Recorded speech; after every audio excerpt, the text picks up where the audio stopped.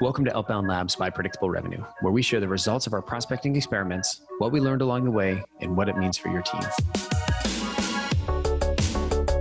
Hey everybody, I'm Colin, and this is Lavinia, and we're part of the Outbound Labs team here at Predictable Revenue. Today we're continuing our theme where we're talking about how to increase your positive response rates. So really this whole theme is about getting more out of the emails that we're already sending, the calls we're already making, and the LinkedIn requests that we're already sending. So today's specific theme, we're talking about positive responses, and not just like how to get positive responses, because the last theme we kind of covered a little bit of that. The last section we covered a little bit of that, whatever we're calling these things. I forget the terminology. Day, week, I don't know. I think we're doing one a month and we're pushing new ones out every week. But then again, some people are subscribing and probably watching these out of sync. So who knows? Maybe it was the last one focused on LinkedIn. Next one, we're probably going to focus on getting better email response rates. Anyway, I'm rambling. Here's what we're talking about today. Say you send an email. You get a bunch of people that respond positively. Woo, we done? No, because we got to convert those people into a booked meeting. All right, so when I think about it, we definitely don't get 100% of people that that respond positively or say, I'm the right person, I'm super interested. There's usually a drop-off rate, and that drop-off rate is going to really vary based on the industry, based on your product and your company, et cetera, et cetera. But let's just assume it's a non-zero amount, and it's probably a sizable chunk. Let's just say, I don't know, it's half, because I don't have any good benchmarks there, and we haven't done that study, but I'll see if I can find that later. Anyway, so let's just assume for the sake of moving forward in this video that it's half. So if you're booking, 10 meetings a month, right now off of off the regular emails where you're just sort of responding positively, and then you keep those other people in sequence and you're following up and saying, hey, is it a good time? Is it a good time? Maybe you're trying some content and things like that, right? This is the type of interaction we want to look at. And so what we found is that we get a ton of these that we get a ton of positive responses, and then some number of them don't convert into a meeting. So what we're actually testing out is taking those people that don't convert into a meeting, but they did respond positively, and putting them into a separate campaign, right? And so the whole idea is basically trying to get more out of the positive responses and sort of changing our angle a little bit, as opposed to keeping them in the same thread, in the same cadence, where we're just hammering and hammering and hammering away.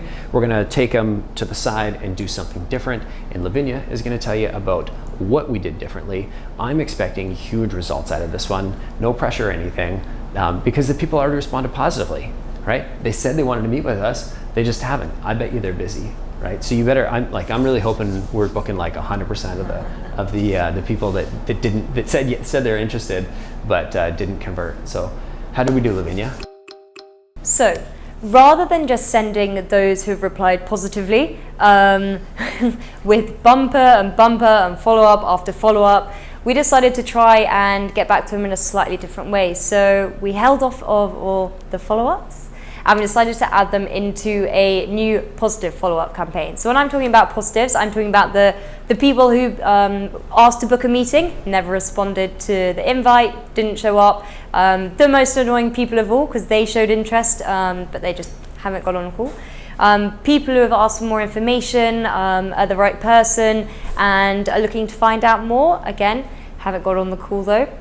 Also, when we know we're speaking to the right person and they've got back to us. So all these people, we know we're talking to the right person and they've shown interest. So put those all into a campaign. So it's not a matter of finding new data. It's not a matter of finding new contacts, new companies. It's making the most and being clever with the data you already have there and that information and the feedback that those prospects have already given you.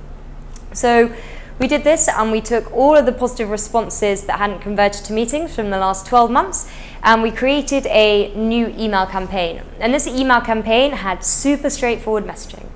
The first message was simply, hi, first name, are you still interested in finding out more about whatever it was you've been speaking about previously? Then we sent one follow-up asking if they were still the right person, because if after 12 months of contact initially, there may well be a different contact. And again, you're getting really useful information from this if the internal contact has changed, because then you'll be able to find them. And then the third and final message we sent to them was simply saying, sorry if you don't want to find out more about this, wouldn't want to waste your time, I'll stop following up. So when it comes to messaging and campaign setup and data, it's super straightforward. It's really easy. It's information you already have. It's really straightforward copy. You're not having to go and reinvent the wheel or try and find any new type of messaging to use. You're simply straight up asking them, are you still interested because you showed interest before? So we launched these campaigns. Can I actually add something? Yep. So with the campaigns, before we get into the method, we're just talking about email only, right? Email at the moment, yes. And so one of the reasons why we made that choice is we're going to test out a multi-channel campaign later, but we wanted to make sure that for this we were isolating one variable, and we didn't want to have different times a day or anything like that play a role. And just with the volume that we're looking at, we found that sort of email only would be best. But we do have some interesting things to talk about when it comes to calling, so stay tuned for later in this episode. There's only a few minutes. So don't turn off it without boring. Yeah. It's worth it. Sorry about that. I'm going to go back to being quiet and silently mocking Lavinia. Let's go. So from the email only campaigns, we found that we had a 2% meeting booked rate, which is pretty solid from those people who already said they were interested. They're really easy wins. These are serious low-hanging fruit. So it would almost be silly not to make the most of them. And because we got a really... That was my silly face. Silly. And because we got such a good result here from the data we already have, from the information the prospects have already given us, we decided to take it up one more level and give them a call. Sales is all about timing, right? If they've shown you that they have interest and then dropped off, it's 90% chance it's going to be the timing. It wasn't the right time. They were too busy. They were going on vacation. There's always going to be something else that's happening.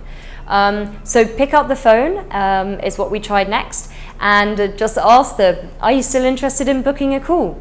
When we did this, we found that upwards of 50% of those meetings converted.